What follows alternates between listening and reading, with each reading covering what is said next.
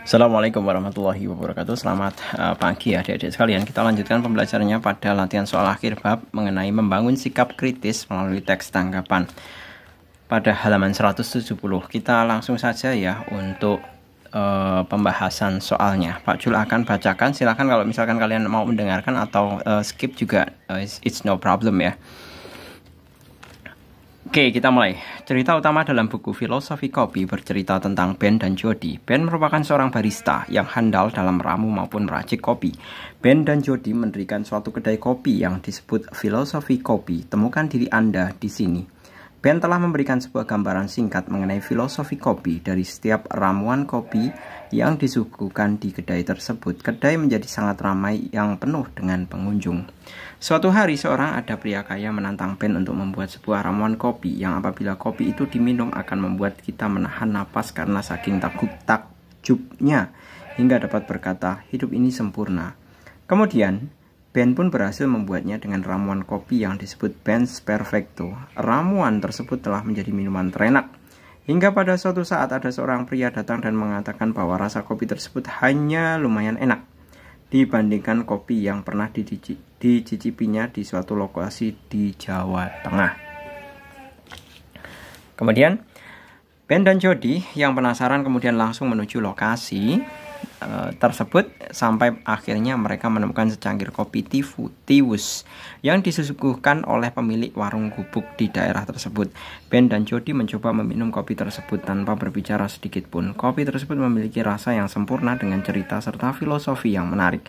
Ben yang merasa gagal lalu kembali ke Jakarta dengan putus asa untuk mencari tahu cara menghibur temannya itu.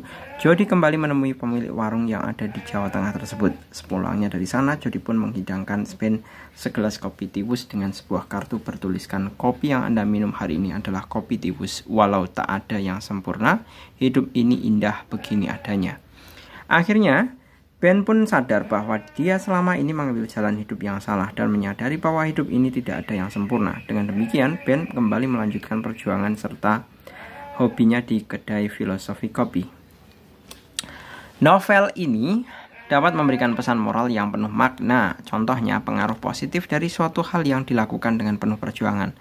Namun, novel ini juga memiliki kekurangan, yakni terdapat beberapa bagian novel yang menimbulkan kesan monoton. Buku ini sesuai untuk dibaca oleh siapapun sebab dapat memberikan pelajaran hidup bagi pembacanya. Pesan moral serta pengaruh positif yang diberikan membuat buku ini layak untuk dinikmati oleh siapapun. Pertanyaannya, gambaran umum terhadap buku Filosofi Kopi terdapat pada paragraf. Tentunya yang namanya gambaran itu terdapat pada paragraf yang awal. Nah, kalau di sini diceritakan paragraf awalnya ya, itu mulai dari 1, 2, 3, dan 4. Itu semuanya berisi mengenai gambaran umum. Jadi seolah-olah sebagai pengantarnya. Jadi kita bisa menjawab nomor 1 adalah A. Kemudian yang kedua, penilaian terhadap buku Filosofi Kopi terdapat pada paragraf yang tentunya kita bisa melihat pada paragraf yang keempat mengenai masalah penilaiannya. Nah, alasannya apa? Alasannya coba kita lihat. Akhirnya Ben pun sadar bahwa dia selama ini mengambil jalan hidup yang salah dan menyadari bahwa hidup ini tidak ada yang sempurna. Nah, ini kan sebuah penilaian bahwa hidup ini tidak ada yang sempurna. Itu merupakan salah satu penilaian dari buku ini. Jadi kita bisa menuliskan jawaban untuk yang nomor 2 adalah yang C, yaitu pada paragraf keempat. Kita hitung ya, 1, 2, 3, dan 4. Berikutnya, nomor 3, simpulan terhadap buku Filosofi Kopi terdapat pada paragraf. Itu jelas pada paragraf terakhir. Paragraf ini yang merupakan paragraf ke-6. Jadi jawaban ketiga adalah D. Berikutnya yang keempat, kelemahan buku Filosofi Kopi berdasarkan teks tersebut adalah, nah kelemahannya tadi sudah disebutkan ya secara langsung, secara eksplisit di dalam teks bahwa di sini, namun novel ini juga memiliki kekurangan. Ya. yakni terdapat beberapa bagian novel yang menimbulkan kesan monoton. Coba kita cross check. Beberapa bagian novel menimbulkan kesan hidup, ini jelas salah. Seluruh bagian novel yang menimbulkan kesan monoton, ini juga salah. Yang monoton adalah beberapa bagian. Kalau di sini seluruh bagian, jadi ini bukan jawaban juga. Yang B, coba. Terdapat beberapa bagian novel yang tidak sesuai untuk ditonton, tidak disebutkan di dalam teks. Beberapa bagian novel terkesan kurang beragam. Nah, kata lain dari kurang beragam itu adalah monoton, ya. Jadi jawaban nomor 4 adalah yang A. Berikutnya, nomor kelima. Pernyataan berikut yang tidak menunjukkan ciri-ciri kebahasaan sebagai teks tanggapan adalah ciri-ciri kebahasaan, ya. Yang A, buku pengembangan diri ini benar-benar menarik karena bisa diaplikasikan dalam kehidupan sehari-hari. Benar. Pemaparan informasi dalam buku juga sangat jelas sehingga pembaca dapat mudah memahaminya. Benar juga. Yang dimintakan tidak, ya, yang tidak menunjukkan. Informasi yang disampaikan dalam buku juga faktual sesuai dengan bukti yang ada. Benar. Yang D, kita perlu mengunjungi pameran buku penulis tersebut agar semakin memahami karakter beliau. Nah, ini tidak disebutkan. Jadi mengunjungi si penulis buku itu tidak disebutkan di dalam teks. Jadi jawaban kelima adalah yang D. Berikutnya, yang nomor ke-6. Cermati teks berikut. Buku ini menggambarkan perjalanan Apollo yang awalnya merupakan dewa paling tampan dan paling populer. Namun kehilangan kekuatannya sehingga menjadi manusia yang culun serta berjerawat. Apollo kemudian harus bertahan hidup di kota New York dan menghadapi musuh-musuh yang dendam padanya dengan kekuatan dewanya yang telah hilang. Kutipan teks tersebut merupakan bagian, ini tentunya adalah ini ceritanya merupakan cerita fiksi. Karena ini merupakan khayalan. Jadi A dan D itu tentu bukan jawaban. Nah, kemudian apakah dia merupakan deskripsi atau konteks? Nah, ini kita bisa mengatakan bahwa ini kan merupakan salah satu bentuk gambaran umum. Kalau gambaran umum itu dikatakan sebagai konteks. Tapi kalau gambaran secara eksplisit atau secara lebih detail itu dikatakan deskripsi. Ya. Sedangkan paragraf ini merupakan gambaran umum. Jadi kita bisa menjawab untuk nomor yang ke-6 adalah sebagai bagian dari konteks dari buku fiksi. Jadi jawabannya adalah yang C.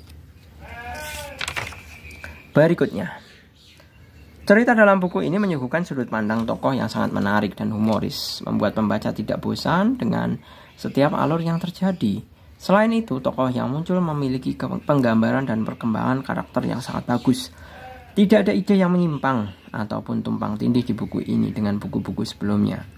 Bla bla bla. Dalam plot buku tersebut terdapat beberapa cerita yang mengandung pandangan yang tidak sesuai dengan pandangan negara Indonesia. Nah, kita bisa evaluasi mengenai pertanyaannya, ya. Kekurangan buku yang diulas itu terdapat pada kalimat.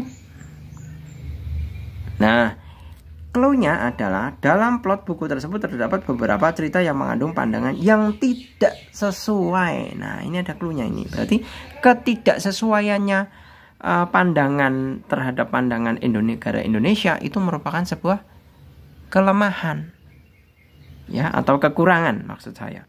Jadi kita bisa menentukan bahwa kekurangan buku diulas pada bagian yang keempat, ya, yang keempat yaitu D. Berikutnya, konjungsi yang tidak dapat melengkapi kalimat 4 pada kutipan teks tersebut adalah konjungsi. Berarti kata hubungnya di sini, ya, yang titik-titik ini, yang bagian 4. Kita lihat di sini. Kalimat sebelumnya tidak ada ide yang menyimpang ataupun tumpang tindih di buku ini dengan buku-buku sebelumnya. Titik-titik. Dalam plot buku tersebut terdapat beberapa kekurangan cerita yang mengandung pandangan. Nah, ini kekurangannya. Ini kelebihannya, tidak ada tumpang tindihnya, tapi di sini ada kekurangannya. Berarti konjungsi yang diperlukan adalah konjungsi pertentangan, ya. Namun itu konjungsi pertentangan. Sayangnya itu juga pertentangan. Akan tetapi pertentangan jikalau itu bukan konjungsi pertentangan, jikalau itu adalah konjungsi syarat. Ya, jadi nomor 8 ini jawabannya adalah yang D. Berikutnya 9. Unsur intrinsik yang tidak diangkat dalam kutipan teks ulasan tersebut adalah jelas amanat. Karena apa? Di dalam teks ini tidak disebutkan mengenai pesan moral atau pesan dari si penulis untuk pembaca. Ya. Kalau masalah tokoh itu disebutkan. Alurnya disebutkan. Plotnya juga disebutkan. Yang tidak disebutkan adalah amanat, yaitu yang D. Kemudian yang 10.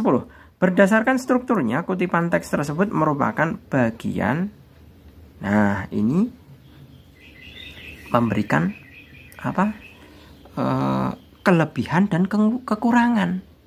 Berarti kita menyimpulkan bahwa bagian kutipan ini adalah tentang penilaian. Karena apa alasannya? Karena di sini ada bagian kelebihan dan kekurangan buku. Seperti itu. Oke, gitu ya. Saya rasa cukup. Semoga bermanfaat. Terima kasih. Selamat pagi. Assalamualaikum warahmatullahi wabarakatuh.